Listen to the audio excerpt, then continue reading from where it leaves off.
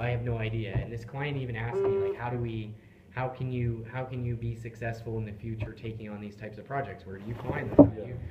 And I have no idea. I can't answer that, and it's outside of what I do. But I love it. So maybe I can apply those skills to branding documents. I'm not sure, or at least I can use those as evidence to say why, like the difference in legitimacy and confidence that the reader would have receiving a Word document versus that, where it's on brand and it's intentional and designed, shows that extra effort. So maybe I can find a way to pull it in. I'm not sure. Yeah, that's interesting.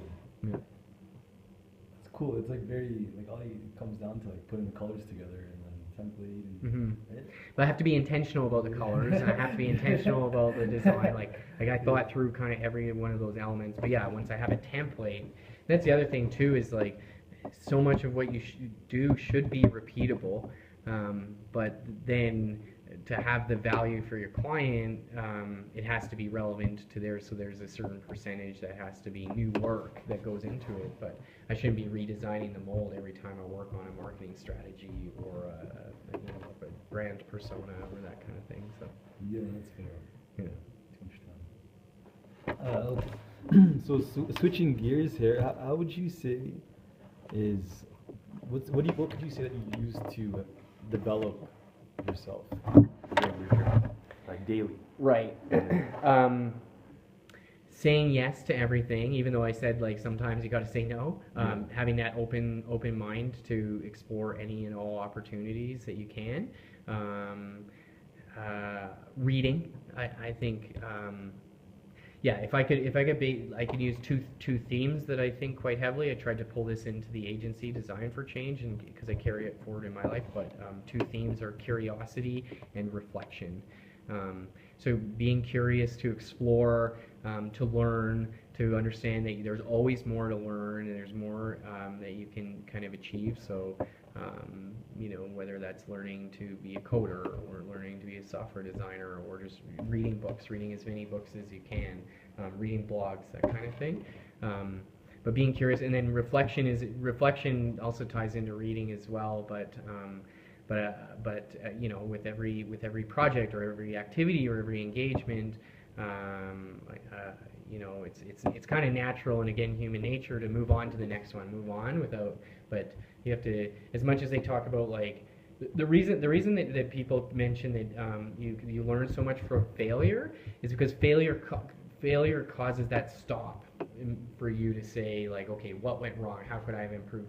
But successes don't cause that stop. Successes, you just keep driving forward. So I try to bring reflection into everything I do, whether it's a failure or a success, because you can learn from every kind of experience that you have. And I'm quite a curious individual, and I'm quite a reflective individual.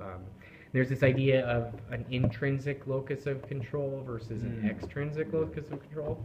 So you would have learned about that in organizational behavior. I love that concept, and I thought a lot about it, but I'm someone that has an intrinsic locus of control. So when something happens, I always think first of what role I played in that. Now that can be at a detriment because sometimes things are beyond your control and you can be hard on yourself by worrying too much about what role you played in that. But I think that that's a more powerful position than someone with a extrinsic locus of control that always looks at external factors and says I wasn't the one responsible for this bad thing happening, it was everybody else, right? So I believe very strongly in having an intrinsic locus of control, and that makes me very reflective. Also, like engaging in an opportunity like this, there's no, by you asking me to have an interview and meet and chat, there's no value exchange here where I could naturally not gain anything from it, but I choose to gain something from it, and just by even your questions, like I'm learning. So that would be a kind of a skill that I would recommend also that I would take forward is always meet with people, always learn, always say yes, and then see what you can learn just from yourself, from an experience. When I was in school, I was a mature student, so I wanted to be there, and I chose to be there, and I was paying for it myself. And that caused me to find value in everything that I did, no matter what. And so the general education classes at university, for example, a lot of my colleagues and friends and peers would say this is a bad experience. What a waste of time. And because I chose to be there, I saw value in everything. So whether it was communities and societies, and I know it depends on the professor you have, but communities and societies was my absolute favorite class of all of them that I took, and it was all about how the individual relates to the group. And I chose to be there. I chose to be present and find value. Another course that was my friends just said was awful, was text and ideas, and it was about this concept called diaspora. So how do we constitute our identity when we have come from somewhere else to somewhere? And because I chose to see the value, I loved it. I learned, I soaked it in, whereas I think a lot of people that go through the degree are just like, this is a waste of time, and they're just checking off boxes as they go along, rather than immersing themselves in the full experience. And I think that's what made me, that'll continue to make me successful over time. Wow, yeah. So those habits that you would say, Mm-hmm. reading, reflecting, Yep. thinking about it. Yeah. Recognizing you don't know everything, being open to learning. Again, it's about ego, right? I had a moment when I was in my early 20s that made me go back to school, was that when I recognized I don't know anything, and that makes me open to learn everything. So if I ever took a moment to say I've learned enough or I know enough, then it caps me, and I can no longer grow. Right? Yeah, put that natural limit on myself. I think people do that all the time. Yeah, that's fair. It stops them, right? Yeah. I find, yeah. If you could talk to the 20-year-old student, Tyler, Massie, what would you tell him? Give him some advice. Right.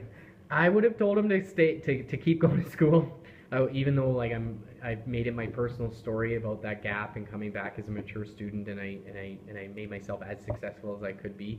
I really think that there's value in being 20 and young and being able to make mistakes and mess around and learn and explore and grow. And I would have said just try different things and don't do the prescribed path because you have to, because other people are telling you to.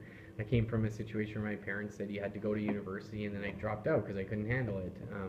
But had I challenged that a little bit better, had I not tried to do what's expected and what's required of me, I think I would have been a little bit more successful.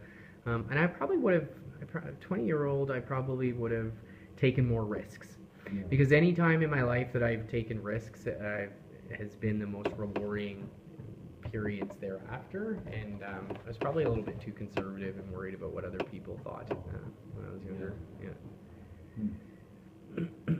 Yeah, and I hope you don't mind. I was hoping to share this with some other student leaders and people who are involved in the school. No, not at all. Yeah. Yeah. Yeah. What's the purpose of this is for you obviously, but is this becoming something or? Yeah, my goal is just to. Are you meeting others? I'm meeting others. I'm meeting the dean of business next week. And excellent. Yeah.